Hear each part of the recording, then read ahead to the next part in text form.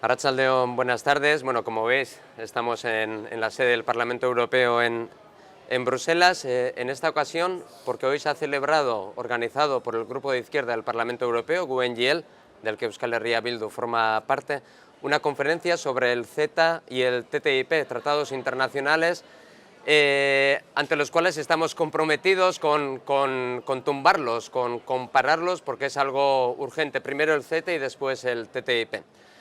Hoy contamos o tenemos la suerte de contar con la participación de dos representantes que han venido desde Euskal Herria para participar en la conferencia, ambos representantes o integrantes de la campaña contra el TTIP en Euskal Herria. Por una parte, Miren Basaldúa, en representación de Mundu Bat, y por otra, Andoni Vecchio, de Fracking Ez, también, como decía, integrante de la campaña contra el TTIP. Bueno, Miren, ¿con qué impresiones te vuelves a Euskal Herria tras la conferencia? Arratsaldeon, Josu. Bueno, pues la verdad es que me ha resultado tremendamente positiva la experiencia de estar en esta conferencia, ¿no?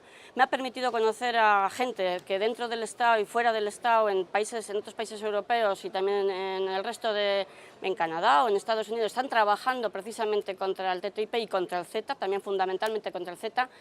Y me ha permitido también ver el funcionamiento de la Comisión también por dentro, tanto la conferencia en sí, con los ponentes que ha tenido, que yo creo que han sido una calidad extraordinaria, donde se han tocado todos los temas que de una u otra forma nos están afectando, nos van a afectar, como son los derechos laborales, los derechos sociales, el tema del arbitraje, el tema de las inversiones, bueno, el tema de la salud y el medio ambiente. Yo creo se ha trabajado en la parte de la conferencia y se ha trabajado a la tarde en los talleres que han sido ya talleres de trabajo más específicos.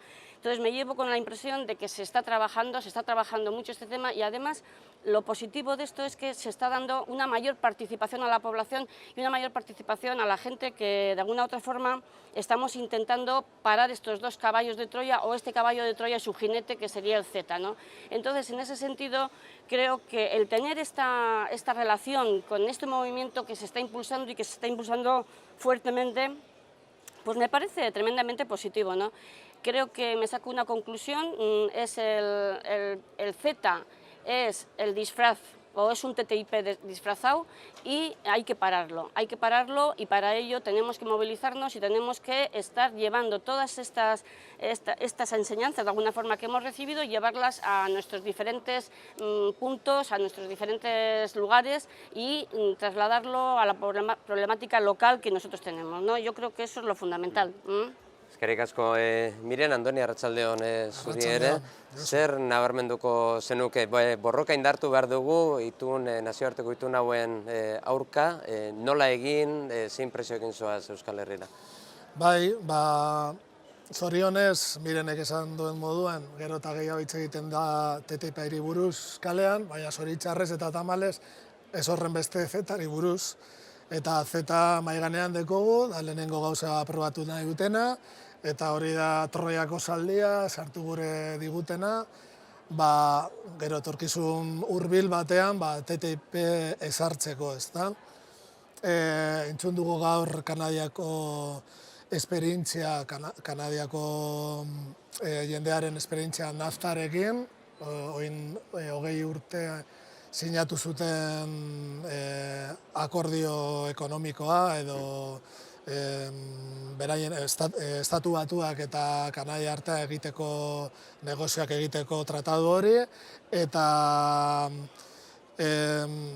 horren ostean, 20 urte ostean, Kanadako lagunek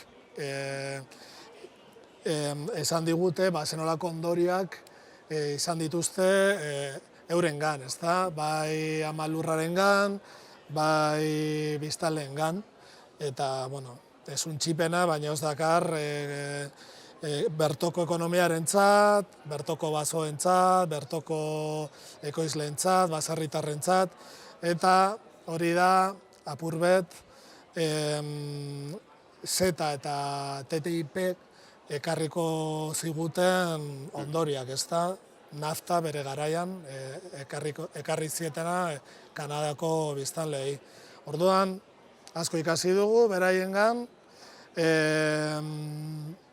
asko geratzen zaigu borrokatzeko eta kalea aktibatzeko, eta horretan gaude.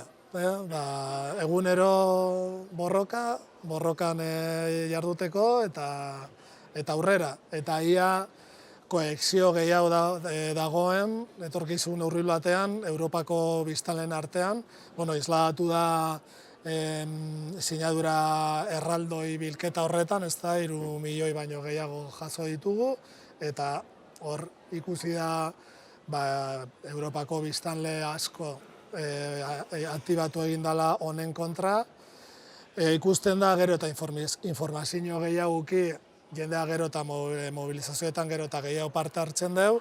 Orduan, tratadu hauek zukaltzen ari direna izkutuan eta maltsurkeri guztiarekin, gure dutena da hori, jendea ez informatzea, desinformatuta egotea, ez mobilizatzeko honelako trataduen aurka. Ederki, eskerrik asko. Niri askotan galdetzen didate, eta nola dakizute TTIPek zer ekarriko duen negoziazioa sekretupean egiten ari baldin badira, ez? Andonik zioen bezala badakigulako nafta zer den eta badakigulako ere zetak zer ekarriko digun, ez? Horregatik da importantea beraien aurka borroka egitea eta biak gelditzea danon artean lortzen dugun. Miren, da Andoni, eskerrik asko bioi, benetan. Eskerrik asko zuei. Zuei gonbidatzerren, horrengo arte.